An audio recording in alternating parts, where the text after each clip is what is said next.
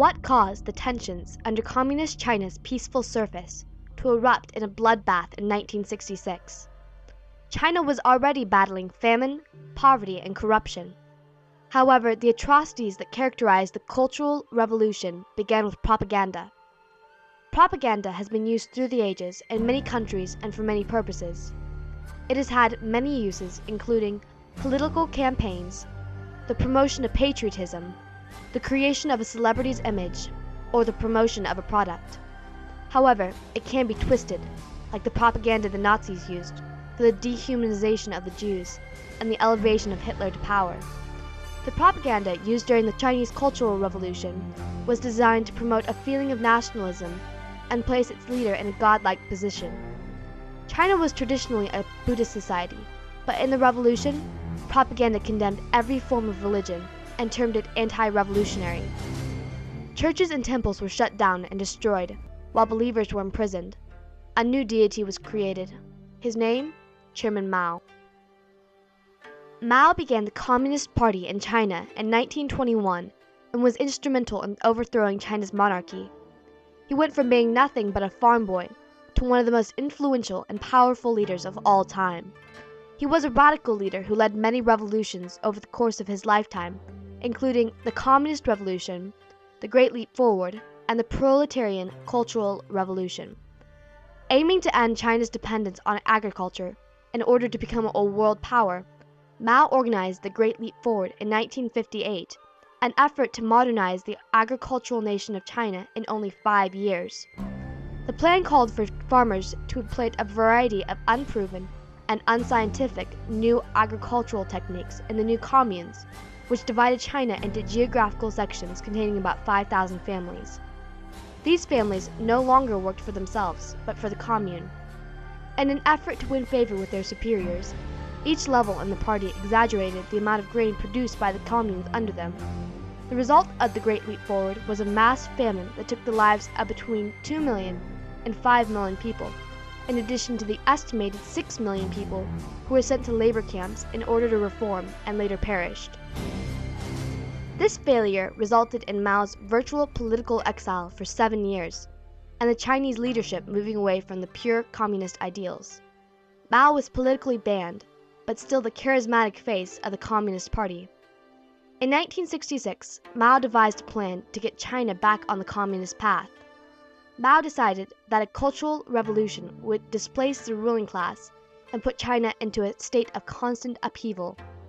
The play Dramas of the Ming Mandarin, which criticized Mao, gave him a chance to implement his plan. His denouncement of the drama in turn condemned everything in the realm of culture and art. Mao called for a cultural revolution and the eradication of the four olds: old customs, old culture, old habits, and old ideas.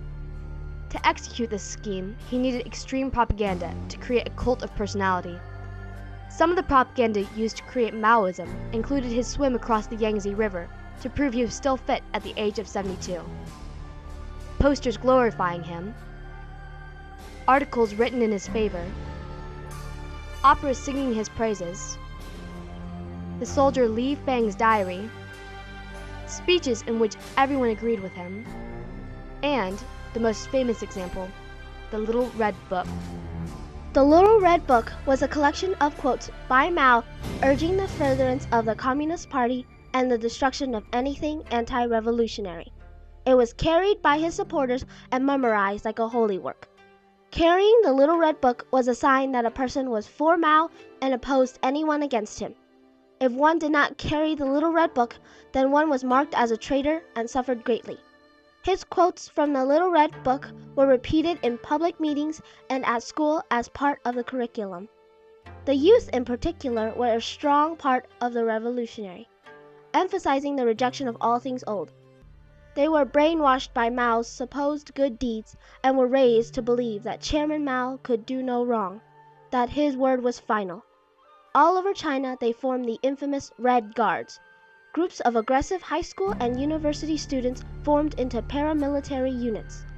The Red Guard played a major role in Mao's revolution, as well as in the spread of propaganda all across the country. The Red Guards were known for their torture methods and forced false confessions. 当时我在中学里上学，我的父亲呢被抓去批斗，说他走私派，最后被有些人公报私仇，抓去枪毙。The entire country was afraid of getting on the bad side of the Red Guard, afraid of being called counter-revolutionary. Soon, the Red Guards were completely out of control.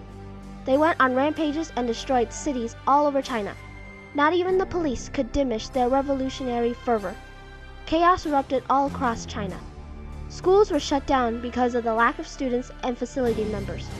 The factories shut down from the lack of workers, which slowed the production of the country's industries.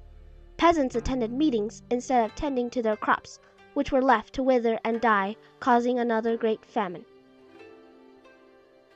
The governing forces behind the Red Guard were the Gang of Four, composed of Xiang Qing, Mao's wife, and 3 other Chinese Communist Party officials. They employed many different types of propaganda to brainwash the population, as well as suppress the truth. They recited the Little Red Book all across China and opposed anyone who they thought was anti-revolutionary by attacking them in the mass media. The propaganda techniques they used to create the cult of Mao included assertion, bandwagon, destruction of the opposition. Assertion, a technique that is used to present enthusiastic statements that require no questions to be asked, was used on posters and mainly comprised the quotes in the Little Red Book, such as, "The force at the core leading our cause forward is the Chinese Communist Party. The theoretical basis guiding our thinking is Marxism-Leninism." Bandwagon, which asserts that the side with the most followers must be correct, shamed thousands into joining the cult of Mao. If anyone was not swayed by these techniques, they were publicly tortured and sometimes killed. Because of these tactics, almost all of China was forced into Maoism. The general public hated the Gang of Four, and the Four were blamed for all the horrific events that followed, mass chaos and the destruction of a proud history of culture and education. Because of the pressure to destroy the Four Olds, the youth in China got beyond even Mao's control.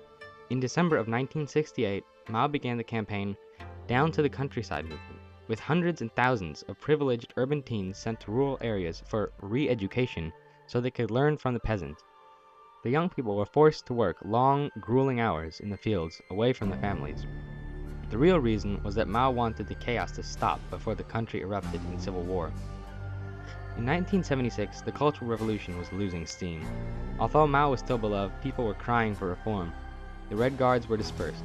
Finally, a huge earthquake erupted at Changshan. The general public believed the earthquake to be an omen.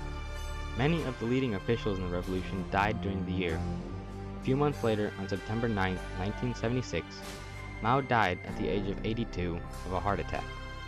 His death was the official end of the revolution, but propaganda had created such reverence for him that massive mourning followed his death. Less than 2 months after Mao's death, the public began denouncing the Gang of Four.